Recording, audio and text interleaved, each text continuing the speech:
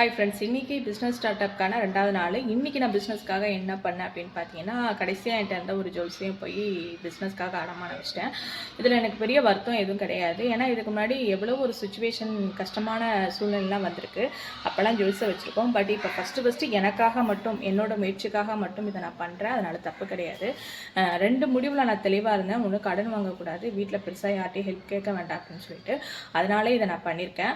ஆனால் இதில் பெரிய அமௌண்ட் ரெடி பண்ண முடியல. ஏன்னா அதோட குவான்டிட்டி ரொம்ப சின்ன குவான்டிட்டி தான். அது ஒன்று தான் இருந்தது. அதனால் ஒரு 15,000 மட்டும்தான் என்னால் ரெடி பண்ண முடிஞ்சது. இந்த 15,000 வச்சு நம்ம என்ன பண்ணலான்னு பார்க்கலாம். 15,000 போதுமான்னு கேட்டிங்கன்னா கஷ்டம்தான். பட் ட்ரை பண்ணலாம்ல. எதுவுமே இல்லாமல் இருக்கிறதுக்கு ஒரு 15,000 போட்டு ஒரு பிஸ்னஸ்லாம் நம்ம ஸ்டார்ட் பண்ணலாம் இல்லையா? அதனால் நான் இதை வந்து ஒரு பிளேயர் சொல்லி போட்டு இதை நான் ஸ்டார்ட் பண்ணியிருக்கேன். தொடர்ந்து எனக்கு ஆதரவு கொடுங்க.